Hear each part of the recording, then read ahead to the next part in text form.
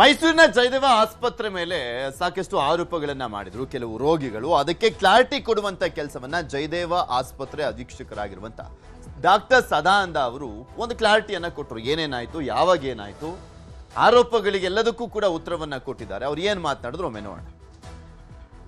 ನಿನ್ನೆ ಏನಾಗಿದೆ, ನಮ್ಮ ಹಾಸ್ಪಿಟಲ್ ಅನ್ಯೂಶುವಲ್ ಆಗಿ ಜಾಸ್ತಿ ಡೆತ್ಸ್ ಆಗಿದೆ.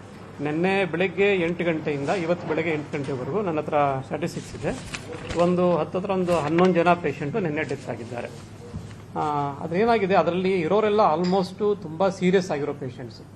ಈಗ ಏನಾಗುತ್ತೆ, ನಮ್ಮದು ಟರ್ಷರಿ ಕೇರ್ ರೆಫರಲ್ ಹಾಸ್ಪಿಟ್ಲು. ಈಗ ಮೈಸೂರು ಸುತ್ತಮುತ್ತಲಿನ 5 ಜಿಲ್ಲೆಗಳಿಗೆ ಇದೊಂದೇ ಹಾರ್ಟ್ ಹಾಸ್ಪಿಟ್ಲ್ ಇರೋದು. ನಮಗೆ ಎಲ್ಲ ಕಡೆಯಿಂದನೂ ಪೇಷಂಟ್ಸು ರೆಫರ್ ಆಗ್ತಾರೆ. ಸಾಮಾನ್ಯವಾಗಿ ಸಿಂಪಲ್ ಕೇಸಲ್ಲಿ ಅಲ್ಲೇ ಟ್ರೀಟ್ಮೆಂಟ್ ಸಿಗುತ್ತೆ. ಸೀರಿಯಸ್ ಆದವ್ರನ್ನಷ್ಟೇ ಅವರು ಮಡಿಕೇರಿಯಿಂದ, ಚಾಮರಾಜನಗರದಿಂದ ನಮ್ಮ ಹಾಸ್ಪಿಟ್ಲಿಗೆ, ಇನ್ನು ಸೀರಿಯಸ್ ಸ್ಟೇಟ್ ಅವರು ರೆಫರ್ ಆಗಿ ಬರ್ತಾರೆ. ಸುಮಾರು ಜನ ಅಡ್ಮಿಟ್ ಆಗೋ ಟೈಮಲ್ಲೇ ಸೀರಿಯಸ್ ಇರ್ತಾರೆ ಅವರು. ಅದನ್ನು ನಾವು ಅವ್ರ ಹತ್ರ ಇಂಟ್ರಾಕ್ಟ್ ಮಾಡಿ ಹೇಳಿರ್ತೀವಿ, ನಿಮ್ಮ ಪೇಷಂಟ್ ಸೀರಿಯಸ್ ಇದ್ದಾರೆ, ಬದುಕಲಿಕ್ಕೆಲ್ಲ ಪ್ರಯತ್ನ ಮಾಡ್ತೀವಿ ಅಂತ. ಈಗ ನಿನ್ನೆ ಆಗಿರೋ ಡೆತ್ತಲ್ಲಿ ದೇವರ್ ಆಲ್ 80 ವರ್ಷ 70 ವರ್ಷ ಸೀರಿಯಸ್ ಹಾರ್ಟ್ ಅಟ್ಯಾಕ್ ಆಗಿರೋರು, ಹಾರ್ಟ್ ವೀಕ್ ಆಗಿರೋರು, ಈ ಥರದ ಹಾರ್ಟ್ ಫೇಲ್ಯೂರ್ ಪೇಷಂಟ್ಸ್ ಎಲ್ಲ ಡೇಟಾ ನಂತರ ಪ್ರತಿಯೊಂದು ಬರ್ಕೊಂಡಿದ್ದೀನಿ ನಾನು. They were all very sick and almost in the death bed. ಇಂಥವರು ತೀರ್ಕೊಂಡಿದ್ದಾರೆ. ಚೆನ್ನಾಗಿದ್ದವನು ಸತ್ತೋಗ್ಬಿಟ್ಟ ಅನ್ನೋದು ಇದರಲ್ಲಿ ಯಾರೂ ಇಲ್ಲ. ಆಯ್ತಾ, ಇಷ್ಟಾಯಿತು. ಇನ್ನೊಂದು ಆರೋಪ ಏನಂದರೆ ಡಾಕ್ಟರ್ಸ್ ಇರಲಿಲ್ಲ ನಿನ್ನೆ ಅನ್ನೋದೊಂದು ಆರೋಪ. ಅದಕ್ಕೆ ಆ ಡಾಕ್ಟರ್ನೇ ಕರ್ಕೊಂಡ್ಬಂದಿದ್ದೀನಿ. ಆಯಿತಾ, ಇವರು ಡಾಕ್ಟರ್ ಶ್ರೀನಿಧಿ. ಅನ್ಯೂಶುವಲಿ ಜಾಸ್ತಿ ಅಡ್ಮಿಷನ್ಸ್ ನಿನ್ನೆ ದಿವಸ ಆಯಿತು. ಅಂದರೆ ನಮಗೆ ಒಂದು 18 ಬೆಡ್ ಇರೋ ICUನಲ್ಲಿ ನಾವು 25 ಜನ ಹಾಕ್ಕೊಂಡು ಟ್ರಾಲಿ ಮೇಲೆ ಹಾಕೊಂಡು ನಾವು ಟ್ರೀಟ್ಮೆಂಟ್ ಕೊಡಬೇಕಾಯಿತು. ಎಲ್ಲ ಕಡೆಯಿಂದ ತುಂಬ ಸೀರಿಯಸ್ ಆಗಿರೋ ಪೇಷಂಟ್ಸ್ ಇಲ್ಲಿಗೆ ರೆಫರ್ ಆಗಿ ಬಂದಿದ್ದರು. ಸೊ ನಾವು ಮಾನವೀಯತೆ ದೃಷ್ಟಿಯಿಂದ ಅವ್ರನ್ನ ಬೇರೆ ಕಡೆ ರೆಫ್ಯೂಸ್ ಮಾಡದೆ ಅಡ್ಮಿಷನನ್ನು ಟ್ರಾಲಿ ಮೇಲೆ ಹಾಕೊಂಡು ನಾವು ಟ್ರೀಟ್ಮೆಂಟ್ ಕೊಡ್ತಾ ಇದ್ವು. ಸೊ ತುಂಬ ಸೀರಿಯಸ್ ಇರೋದ್ರಿಂದ ಪೇಷಂಟ್ಸು ನಿನ್ನೆ ಸ್ವಲ್ಪ ಹೆಚ್ಚಿನ ಸಾವು ನೋವು ಆಗಿದೆ. ನಿನ್ನೆ ಬೆಳಗ್ಗೆಯಿಂದ ಇವತ್ತು ಬೆಳಗ್ಗೆವರೆಗೂ ಒಂದು 11 ಜನ ಪೇಷಂಟ್ಸು ತೀರ್ಕೊಂಡಿದ್ದಾರೆ. ಹಾಗಂತ ಪ್ರತಿ ದಿವಸ ಇದಾಗುತ್ತೆ ಅಂತ ಅಲ್ಲ.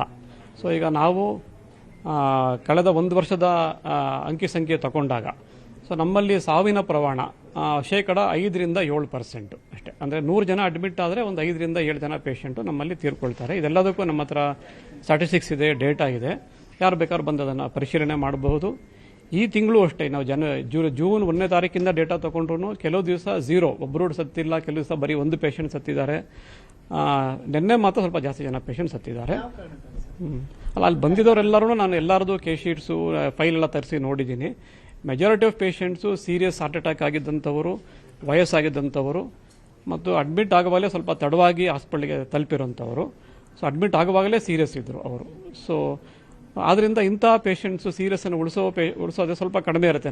ನಾವೇನೇ ಪ್ರಯತ್ನ ಮಾಡಿದ್ರೂ ಸಾವಿನ ಪ್ರಮಾಣ ಜಾಸ್ತಿ ಇರುತ್ತೆ ಇಂಥ ಪೇಷಂಟ್ಸಲ್ಲಿ. ಸರ್, ಅಂದರೆ ಬರುವಂಥ ರೋಗಿಗಳ ಸಂಖ್ಯೆ ಜಾಸ್ತಿ ಆಗ್ತದೆ, ಏನು ಕೊರತೆ ಕಾಡ್ತಾ ಇದೆ ಸರ್? ವೈದ್ಯರು ಎಷ್ಟು ಬೇಕಾಗುತ್ತೆ, ಸಿಬ್ಬಂದಿ? ಹೌದು, ಖಂಡಿತವಾಗಿ ನಮ್ಮ ಮೇಲೆ ಒತ್ತಡ ತುಂಬ ಜಾಸ್ತಿ ಇದೆ. ಯಾಕಂದರೆ ಇದು ಸುತ್ತಮುತ್ತಲಿನ 5 ಡಿಸ್ಟ್ರಿಕ್ಟಿಗೆ ಇದೊಂದೇ ಹಾರ್ಟ್ ಹಾಸ್ಪಿಟ್ಲ್ ಇರೋದು, ರೆಫರಲ್ ಹಾಸ್ಪಿಟ್ಲು. ಎಲ್ಲ ಕಡೆಯಿಂದನೂ ರೋಗಿಗಳು ಬರ್ತಾರೆ. ಮತ್ತು ಈಗೀಗ ಯಂಗ್ ಹಾರ್ಟ್ ಅಟ್ಯಾಕ್ ತುಂಬ ಆಗ್ತಾರಿಂದ ಪ್ಯಾನಿಕ್ ಆಗೂ ತುಂಬ ಜನ ಬರ್ತಾ ಇದ್ದಾರೆ. ಸೊ ನಮ್ಮ ಔಟ್ ಪೇಷಂಟ್ಗೆ ಆಲ್ಮೋಸ್ಟ್ 900ರಿಂದ 1000 ಜನ ಪ್ರತಿದಿನ ಬರ್ತಾ ಇದ್ದಾರೆ. ಅಡ್ಮಿಷನ್ಸ್ ಆಲ್ಮೋಸ್ಟ್ 60-80 ಜನ ಪ್ರತಿ ದಿವಸ ಅಡ್ಮಿಟ್ ಆಗ್ತಾ ಇದ್ದಾರೆ ನಮ್ಮ ಹಾಸ್ಪಿಟ್ಲಲ್ಲಿ, ಸೀರಿಯಸ್ ಪೇಷಂಟ್ಸು. ಸೊ ನಮ್ಮ ಮೇಲೆ ತುಂಬ ಒತ್ತಡ ಇದೆ. ನಮ್ಮ ಆಲ್ಮೋಸ್ಟ್ ICU ಬೆಡ್ಸ್ ಎಲ್ಲ ಫುಲ್ ಇದೆ. ಆದರೂ ನಾವು ಟ್ರಾಲಿ ಮೇಲೆ ಹಾಕೊಂಡು ಟ್ರೀಟ್ಮೆಂಟ್ ಕೊಡ್ತಾ ಇದ್ದೀವಿ. ಇದರಿಂದ ನಮ್ಮ ನರ್ಸಸ್ಸು, ಡಾಕ್ಟರ್ಸು, ಎಲ್ಲರೂ ಸಿಬ್ಬಂದಿ ಡಬಲ್ ಕೆಲಸ ಮಾಡಬೇಕಾದ ಪರಿಸ್ಥಿತಿ ಉಂಟಾಗಿದೆ. ಸರ್ಕಾರಕ್ಕೂ ಇದು ಗೊತ್ತಾಗಿದೆ. ಅದಕ್ಕೂ ನಾವು ಅವರ ಗಮನಕ್ಕೂ ತಂದಿದ್ದೀವಿ. ಈಗಾಗಲೇ ಸರ್ಕಾರದವರು ಒಂದು 200 ಬೆಡ್ಡನ್ನು ಹೆಚ್ಚು ಮಾಡೋದಕ್ಕೆ ಈಗಾಗಲೇ ಅನುಮೋದನೆ ಸಿಕ್ಕಿದೆ ಬಜೆಟ್ನಲ್ಲಿ.